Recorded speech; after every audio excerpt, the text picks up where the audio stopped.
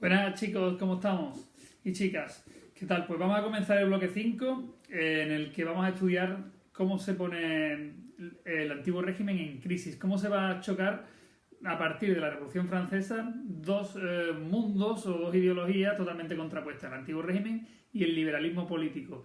Vamos a ver que este liberalismo político comienza con la Revolución Francesa, se instaura en Francia y con Napoleón pues se va a trasladar a toda Europa, incluso a todo el mundo con la Revolución Americana. En España, como ya sabéis, pues vamos a ser invadidos con Carlos IV y con Fernando VII volverá siendo monarca español. Y como ese liberalismo pues se va a imponer en España, creando uno de los grandes hitos de la historia de España, como es por ejemplo la Constitución de 1812. Así que bueno, sin más, comenzamos.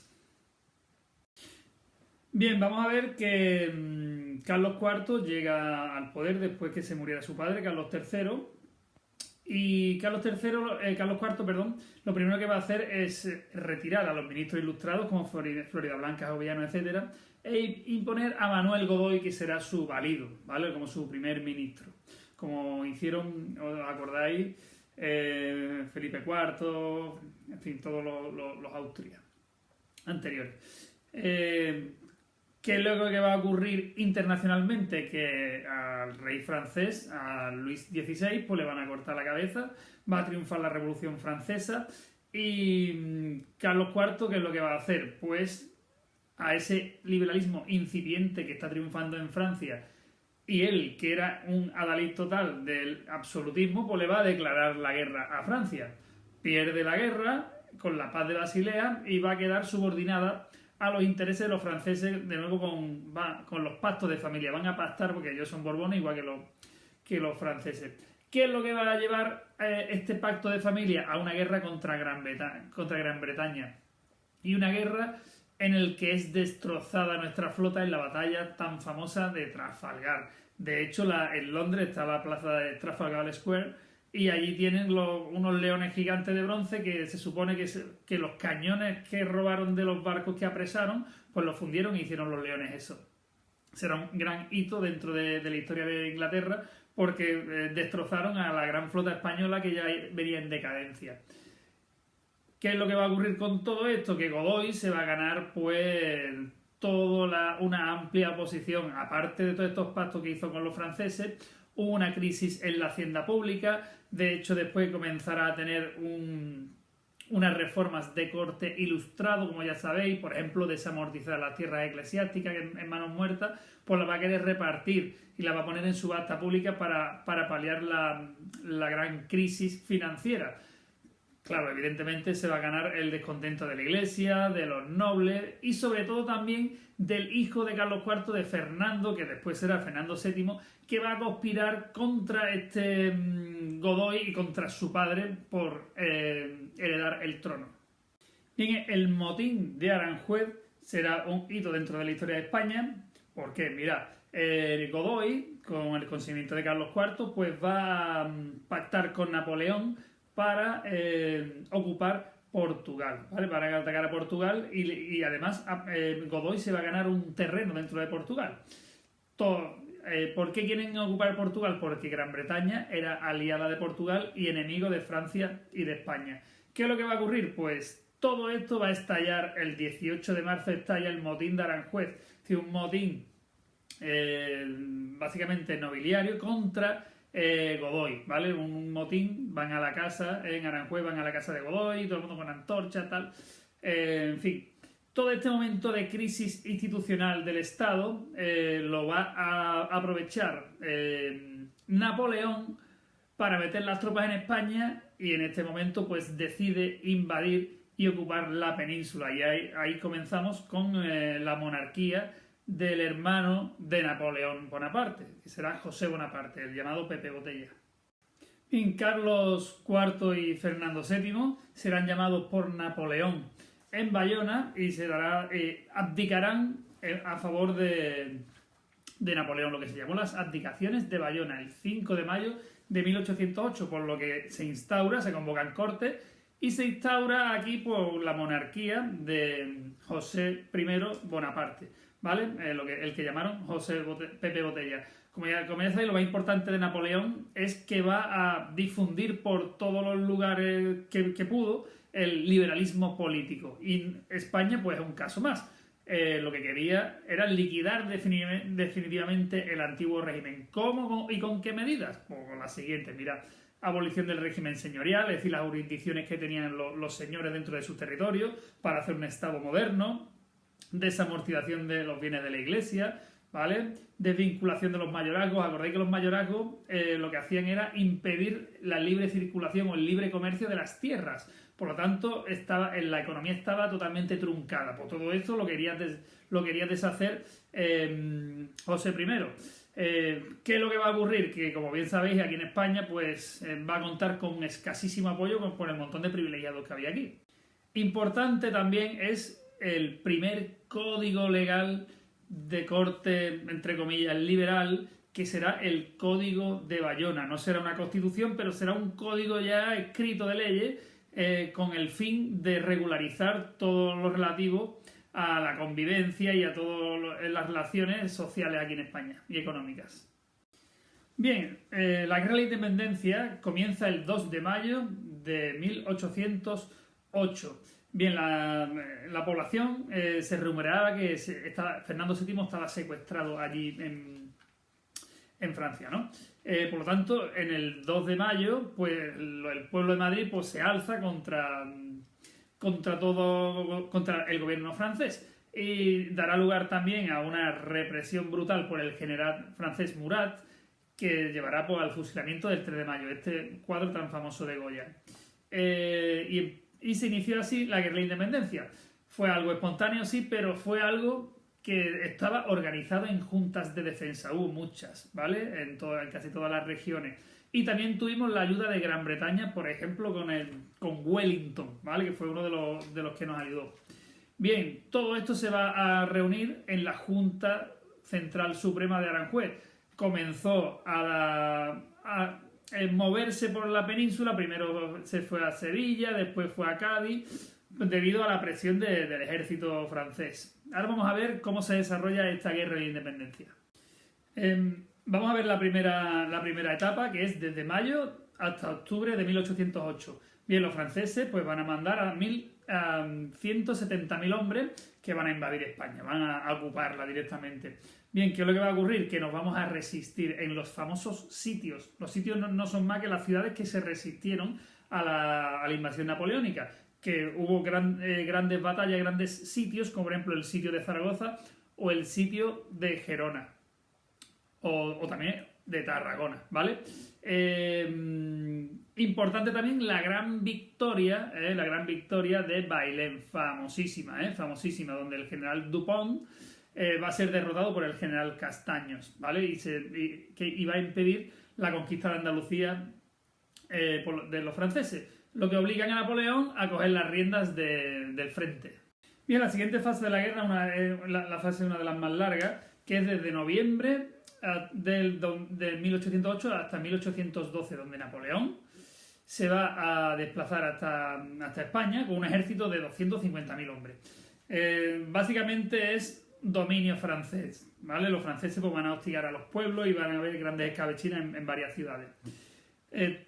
Acabarán todas, por eso os dije que la Junta Central se fue desplazando desde Aranjuez, después se fue hasta Sevilla, después hasta Cádiz, porque el ejército pues, empezó a asediar a los españoles.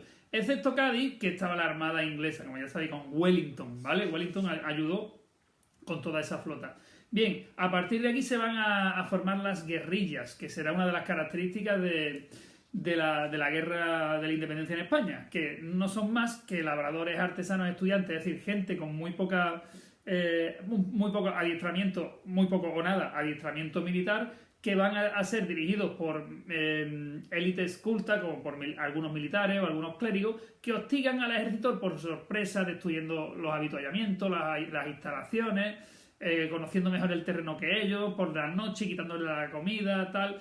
Y así pues va a ser un calvario para los franceses la guerra de guerrillas aquí en España. Bien, la última etapa, a finales del 12 y ya en el 13, es en que Napoleón va a tener graves problemas porque los rusos están ganándole terreno y va a tener que retirar miles de efectivos de la península, muchos militares, pues los va a tener que mandar al otro frente. Es decir, Francia ahora va a tener dos frentes abiertos. Es lo peor que le pudo ocurrir, porque apoyados por el general Wellington vamos a tener la primera victoria, que es la victoria de Arapiles, ¿no? Que está en Salamanca en julio de 1812. Más adelante, Madrid será tomada en el 12. Y más adelante, las dos grandes victorias de Vitoria y de San Marcial en el 13 dieron lugar a que se firmó la paz de Valensay en diciembre de 1813 y volvió aquí a España pues el ansiado por las multitudes de Fernando VII.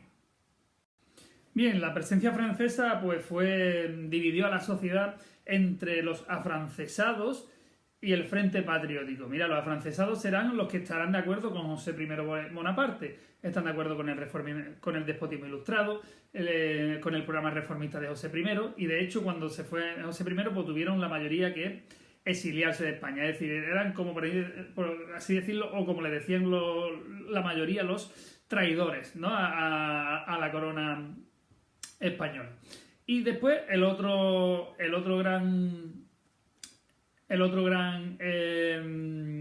gran bloque será el Frente Patriótico, que será el gran grueso de la sociedad española. Mira, por una parte estarán los absolutistas, los privilegiados, los que no querían cambiar nada, que será el clero y la nobleza, que quieren volver al absolutismo bajo la monarquía de Fernando VII. Estarán los ilustrados, que serán esos defensores del programa de reforma y a ver si podían conseguir que bajo Fernando VII pues, se cumplieran. Y los liberales, que serán burgueses y profesionales, que son los que realmente querrán cambiar toda la sociedad y acabar con el antiguo régimen e implantar un programa político liberal. Uno de los grandes hitos de la historia de España es la convocatoria de las Cortes de Cádiz y la Constitución de 1812. La Junta Suprema Central, que como ya sabéis es la institución que se va a organizar para atacar a los franceses, también impusieron un consejo de regencia, que eran 5 miembros, que lo que hacían era gobernar en nombre de Fernando VII, ¿vale? Porque no reconocían al gobierno de José I. Bien, el ambiente liberal de la ciudad de Cádiz pues hizo propicio esta convocatoria de Cortes, ¿vale? Esta fue una única cámara frente a la tradicional representación estamental. Y se van a dividir en dos grupos ideológicos fundamentales. Uno que serán los absolutistas, que eran enemigos de cualquier tipo de reforma y que no querrán cambiar absolutamente nada, defensores del absolutismo monárquico. Y otros serán también los liberales, el otro grupo totalmente contradictorio, el yin y el yang, que serán los defensores de la disolución total del antiguo régimen y de llevar a cabo pues las ideas políticas de la Ilustración, como por ejemplo una monarquía constitucional, separación de poderes, derechos y libertades individuales, etc. Interesante es que todo esto se van a reunir en la Isla de León, lo que hoy se conoce como la isla de San Fernando, y que después se van a pasar al oratorio de San Felipe Neri, que está en Cádiz. Allí es donde se van a celebrar las Cortes Constituyentes y van a elaborar la Constitución de Cádiz de 1812. Y en esta Constitución pues se promulgó el 19 de marzo de 1812, ¿vale? Por eso le dicen la Pepa, porque será el día de San José. Es un texto largo, rígido, cerrado, para que no haya interpretación de ningún tipo. Tiene 384 artículos y estuvo vigente pues 2 años, desde 1812 hasta el 14, momento en el que después Fernando VII, porque a la vuelta de Fernando VII de Francia, lo obligan a jurar la Constitución. Después la suprime y después lo obligan de nuevo en el trienio constitucional, que lo veremos en el siguiente bloque, desde el 20 hasta el 23. ¿Qué más podemos decir de la Constitución? Pues bueno, muy moderna para la época, ¿vale? Y tendrá una gran contiene una gran carga de libertades, ¿no? Para el pueblo, ¿no? Muchos derechos para los ciudadanos, libertad de pensamiento y opinión, igualdad ante la ley, libertad civil, derecho de propiedad. Es decir, esto es un avance brutal. Importantísimo también es lo que tenemos aquí, que ya es la división de poderes, fundamental. Se va a dividir los poderes legislativo, ejecutivo y judicial. Esto es el liberalismo político en estado puro, lo que decía Montesquieu. Para que no se vicie el poder, para que haya una verdadera democracia, debe estar estos poderes divididos totalmente, que no se corrompan, que es algo que no se da ni siquiera hoy día en España, pero bueno. Bien, ¿qué más? Se reformó, proponía una reforma de los impuestos y de la hacienda, proponía una milicia nacional con una especie de cuerpo armado para la defensa de la Constitución de régimen liberal, lo que hoy día sería la policía, y la confesional católica del Estado. Bien, además de la Constitución, en Cádiz se aprobaron una serie de leyes, ¿vale? Una serie de leyes para aniquilar el antiguo régimen e instaurar un régimen liberal. Por ejemplo, eliminación del régimen señorial, se suprimen los señoríos jurisdiccionales, es decir, como los feudos de la Edad Media, donde los señores pues, podían impartir justicia, cobrar impuestos, todo eso se va a suprimir. En materia religiosa, pues, por ejemplo, abolición de la Inquisición, fijaos, la institución esta que impusieron los reyes católicos. La industria, como por ejemplo suprimieron los gremios y ordenanzas gremiales, es decir, que liberalizaron un poco la actividad artesanal. Y la libertad de imprenta, fijaos, garantizando por los derechos fundamentales de la libertad de expresión. Todo esto será suspendido al regreso de Fernando VII. Pero bueno, por lo menos habíamos dado ya un paso. Ya vais a ver que el siglo XIX es así. Vamos a dar pequeños pasitos y pasos atrás, pequeños pasitos hacia adelante y pasos atrás. Así será el siglo XIX. En tema de liberalismo político. Bien, tenemos la vuelta el regreso del rey, de Fernando VII, y el problema era integrar dentro del régimen constitucional de Cádiz pues un monarca absoluto. Los liberales pues desconfiaban de él. Hasta que lo llevaron a Madrid y Fernando VII firmó la Constitución. ¿Qué es lo que ocurre? Que los absolutistas se van a organizar y a través del manifiesto de los persas restauraron el absolutismo de nuevo. Y hubo una lucha contra los liberales que fueron ejecutados, encarcelados y huyeron al exilio. Todo esto se va a dar en el contexto de que Napoleón va a ser derrotado y todas las monarquías absolutas pues se van a reunir, a restituir, será el momento de la restauración monárquica, y igual que Fernando VII se restaurará en España, y con el Congreso de Viena pues van a crear la Santa Alianza, por el cual todas estas monarquías absolutas, por ejemplo Austria, Rusia y Prusia, pues van a crear un ejército que defenderán pues el absolutismo monárquico y el derecho a intervenir en cualquier conato de liberalismo político. Y en la huerta de Fernando VII pues, tendrá muchísimos y serios problemas. Por ejemplo, la bancarrota y un país destrozado por la guerra se encontró Fernando VII, por la guerra de la independencia. También el problema de las colonias americanas que se estaban independizando, México, Chile, Argentina, Perú. Todos estos países pues estaban declarando su independencia. También protestas de los campesinos porque se negaban a pagar impuestos. Además, levantamientos militares contra el absolutismo. Todos estos, el de Espoz y Mina, Vidal, Díaz, Porlier, etcétera. O sea, todos ellos pues, van a ser reprimidos duramente hasta que triunfa un pronunciamiento liberal el 1 de enero del 1820 del coronel Rafael de Riego.